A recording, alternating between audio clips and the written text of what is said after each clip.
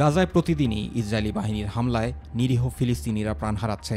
এখন পর্যন্ত সেখানে ৩৫,০০০-এরও বেশি ফিলিস্তিনি প্রাণ হারিয়েছে। এর মধ্যে ১৫,০০০-এর বেশি শিশু। ফিলিস্তিনি রেড ক্রিসেন্ট সোসাইটির এক প্রতিবেদনে এ তথ্য নিশ্চিত করেছে। গত ৭ই অক্টোবর ইসরায়েলের সীমান্তে প্রবেশ করে আকস্মিক হামলা চালায় ফিলিস্তিনি স্বাধীনতাকামী সংগঠন হামাস। এরপরেই গাজায় পাল্টা আক্রমণ চালায় ইসরায়েল। তারপর থেকে প্রতিদিনই নিরীহ ফিলিস্তিনিদের ওপর বর্বর হামলা অব্যাহত রয়েছে।